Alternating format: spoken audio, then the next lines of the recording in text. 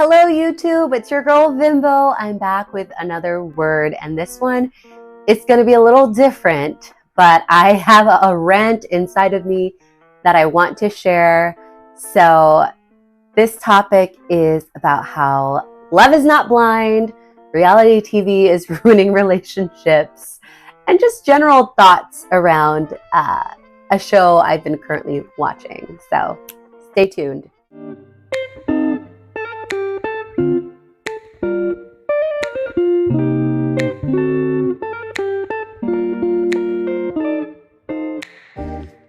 So for this word and this video, I want to talk a little bit about the latest season of Love is Blind, and I want to share 3 realistic tips for you if you are trying to get into a relationship, if you are trying to date.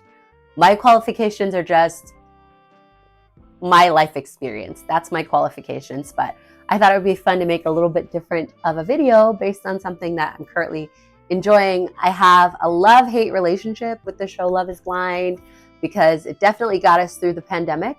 And those of us who watched, we were like, oh, were they prophets?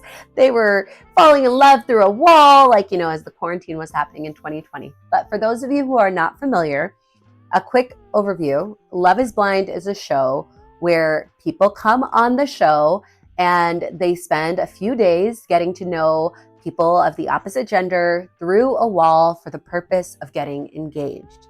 After that, typically a handful of we can call them contestants, the people on the show, they end up like proposing to each other, and it's a whole to-do. And then the show follows them from the reveal when they first see each other for the first time through, it's not really a honeymoon, but it's like a vacation they all go on as a group where they're trying to get to know each other, and then they come back from that vacation, and then there's a few weeks leading up to when they go to the altar and either get married or they say I don't. So they either say I do or I don't. So just some basic observations, and I'm going to explain why I think not only does Love is Blind and reality TV in general get a few things wrong, but I'm going to share what I think a healthier view approaching a relationship might be if you want a healthy relationship. Just my 2 cents. So the first thing I think is that love is not blind. I don't know. That's how I feel. Love is not blind. And I'm going to explain my reasoning a little bit more. So season 7 is great for this on Love is Blind. You see people come through the doors, they're like excited to see each other, and they're obviously nervous, and it's TV, and I'm sure it's very awkward because tons of production people and cameras are all around them. But as the couple is coming together who they've never seen each other before, you get very raw reactions of these people seeing someone that they fell in love with through the wall. So my first idea, my first suggestion as you're dating, as you're getting to know someone is, 1, I don't think love is blind, but I don't think it has to be for you to have a healthy relationship. What do I mean by that? You can follow all of the couples in Love is Blind seasons 1 through 7 through this current season. And even there's like Love is Blind UK, it's in different countries. In my opinion, the people, and it's not even just in my opinion, this is like the facts. The people who end up staying in a relationship after the show and getting married and saying I do on the last episode, those people are actually physically attracted to each other. So I think what Love is Blind does is, first, they want you to make an emotional connection with other human beings. But I think if the physical attraction is not there, it's really hard for people to say I do later. And this isn't just, I've always heard people say like, oh, men are really physical, women aren't physical. We're not blind. I mean, I'm not blind. Someone who is dating with their eyes wide open can see whether or not they're physically attracted to someone else. And so my first thing I would say that reality TV gets wrong is that love is not blind, but it doesn't have to be. I think obviously any rational human being would tell you it's a combination of things. So you do have some couples on the show who've both been very attractive, but maybe they're jerks. I mean, just quite honestly, like they have a lot of internal work to do. maybe they should go see a therapist, which is like, that's not a shade on anything. I love therapy, whether or not you have internal work to do. Maybe you just want someone to talk to in a healthy way. Therapy is great. However, there are people who come on this show who it's very evident that they have not developed and matured in the way they should according to their age. So I would say it's not only physical attraction, but love is definitely not blind. And I think if anything, the show just keeps proving that, like, if you fall in love just based on someone's personality and then you see them and you think they're ugly, you ain't staying. Like, I think that's just what the show keeps proving. And it's kind of funny, every reunion, Nick and, what's her name? I'm so terrible for not remembering her name. Nick Lachey's wife. Nick and Vanessa, those two people. First of all, we need to replace them as hosts for the reunion because they ask terrible questions and make for very boring reunions. But that's my 2 cents. Nick and Vanessa are always like, we want this experience, an experiment to show love. Is love truly blind? And I think after 7 seasons and years of this, guys, I think we can retire that line. I think we know it's not blind. I do think it's good and healthy that people are getting to know each other for their personalities first, so they're not blinded by the physical. But that is my first rant. My first rant is love is not blind, and that's okay.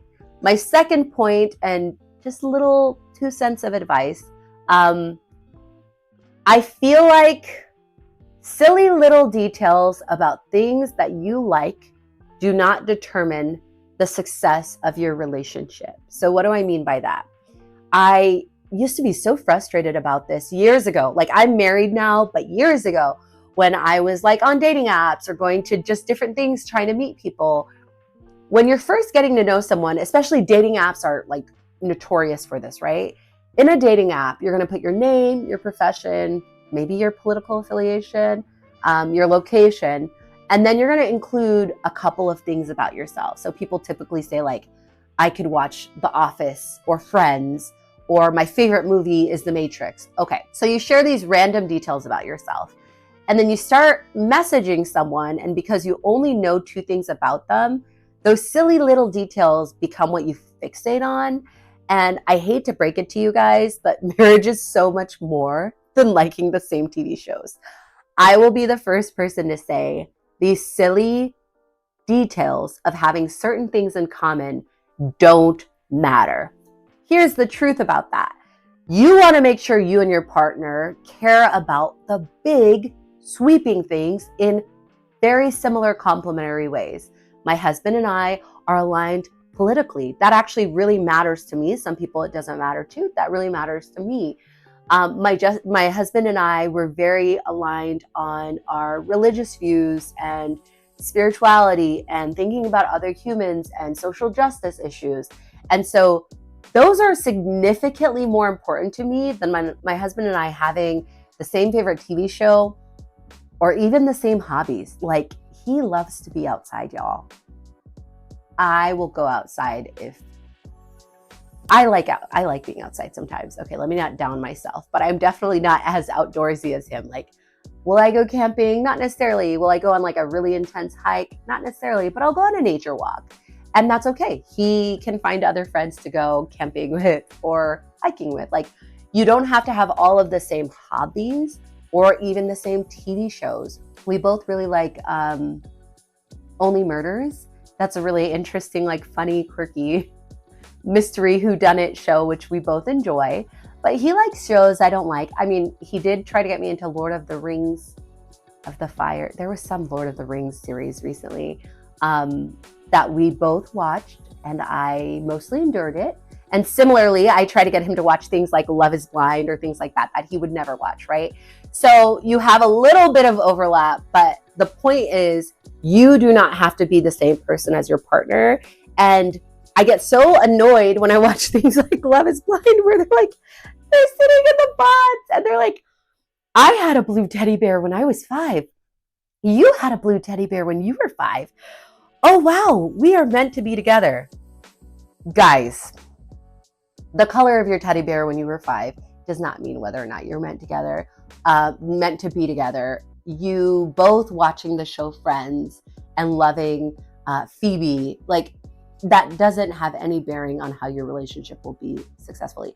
Honestly, if anything, I think having more commonalities based on, I've read a few books about friendship. There's a book called Platonic that's really, really good. I would recommend it if you want to know more about like the power of friendship.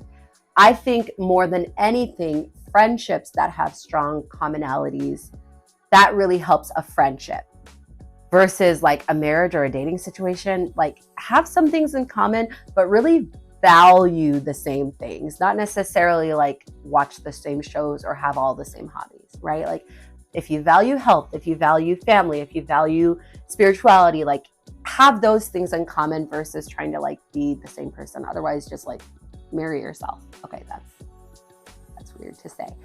It's weird to say, but that's where we are.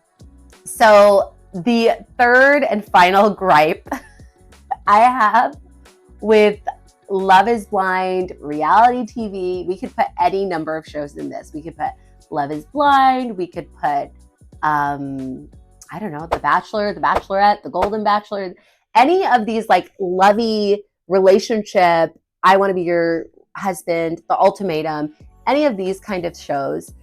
I think the thing that they fall really short on, and perhaps, so let me insert a thought here. This next criticism I have is probably more indicative of the age range of most people participating in these shows. So most of these shows, in my opinion, feature people who are like in their 20s or just early 20s. A lot of people before 25 years old. They make for the best TV. They say a lot of weird stuff. They haven't realized that like this is going to last forever yet. Barring like The Golden Bachelor, which is like, senior citizens, beautiful senior citizens, but they're older. Most of these shows feature really young people. And as someone who I started dating my husband in my late 20s and we got married, was I 30 already? I'm trying to remember. I was 30. I was 30 when we got married. Yes, I was.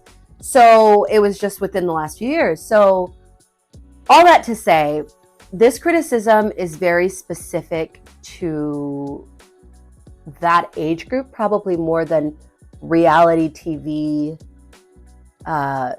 being accurate or inaccurate. Although it's probably one and the same. It's like what we see on TV doesn't accurately reflect dynamics of relationships. So my third gripe is that reality TV makes it seem like love is butterflies and just feeling like euphoric all the time. And the reality and the truth I want to insert into this thought is that love is not that. Love is a series of selfless choices to serve and care for and support someone for life. That might sound cheesy and oversimplified, but I want to make it very, very practical. So we have this book by Gottman. It's called The 7 Secrets to a Happy Marriage. And in that, it explains a lot of the things that end up pulling a couple apart, right? So, for example, finance, actually more than infidelity, is like one of the top reasons for divorce. And you might be surprised to know that it's not always because people are in different financial states. Like one of the people in the couple makes a lot of money, the other person makes less money. That's not always the dynamic. They could be making similar amounts of money, but have very different approaches to money. And even that is not a deal breaker. A big defining thing about love is, are you able to humble yourself, understand the other person's position, and honestly, it's like living with someone who is not you is like a constant negotiation and better understanding of yourself. Think about it this way. If you grew up with siblings, even if you both grew up with exactly the same parents, if you've ever lived with that sibling as an adult, you two are like two very different people. And you're still, if you've ever had a roommate, you have to like negotiate through life, right? Like, who's going to go get the groceries? Who's going to vacuum? Who's going to do the dishes? And I'm talking about a roommate situation, but marriage is different because you've made this decision, like this person is my family. And even when the butterflies are gone, or they come and go, like there are going to be times when you literally are just so tired, you can't find butterflies. you're still committed to it. There's a lot of neural research around, brain research around the fact that when you are first meeting someone and falling in love, that phase we call falling in love, and a lot of people refer to it as the honeymoon stage, when you're getting to know someone and you're still finding new exciting things about them. There's literally differences. There are literally differences in your brain chemistry. Your brain is releasing little happy explosions every time you see this person, right? And so that intensity, typically, as they've studied it scientifically, only lasts the first couple of years of your marriage. Or not your marriage, only lasts the first couple of years of you knowing someone. That's a better way to say it, unless you get married on day one, like these people in Married at First Sight. Then yeah, first couple of years of your marriage. But in general, for the average person, after about 2 years, that love potion concoction ends up wearing off. And so what you're left with is just you as a person and this other person as a person. So love is not bubbly feelings, but it's more that commitment to each other and choosing that person every single day. And it doesn't mean those butterflies go away. I still have butterflies. We're more than a couple years in. And the book I mentioned, The 7 Secrets to Happy Marriage, it talks a lot about like having date nights, like continuing to get to know your partner and your spouse. That is what keeps the excitement and the investment in that person alive. Because the truth is, whoever you are at the beginning of a relationship is different from who you are a year in, is different from who you are 5 years in. And it could be drastically different if you're a person who's constantly evolving and hopefully getting better.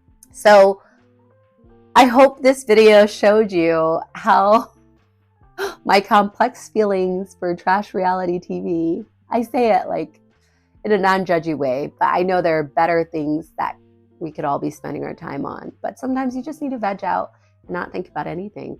And so my views on how unhelpful reality TV can be, and shows like Love is Blind, is also balanced with a realistic perspective as someone who's married, as someone who dated before and went on a couple blind dates.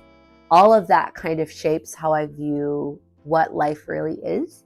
And I wish they would do a reality show of just like the normal day-to-day of a typical marriage, because like marriage and life can be exciting, sure. And also like, I am so glad I married someone I really, really like, who is my best friend, because at the end of the day, marriage is a lot of, hey, we need to buy more almond milk.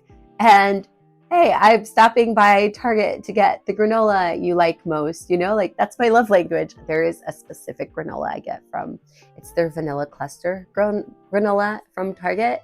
If you are looking for a new morning cereal, it's super delicious. And it's probably the same as the granola you get everywhere, but it's my favorite. So when someone thinks of you and buys stuff from the grocery store for you, that's real love in my book. Okay. I'm done being silly. Never, never. That's not a true statement. I hope you enjoyed this Wednesday word. I really love talking about relationships. Honestly, more specifically, I love talking about friendships and adulting and things like that. So if you want to see more videos like that, feel free to comment below what topic you would like to hear about. And until next time, I hope you have a lot of sunshine in your life and go and do something fun for yourself today. Bye-bye now.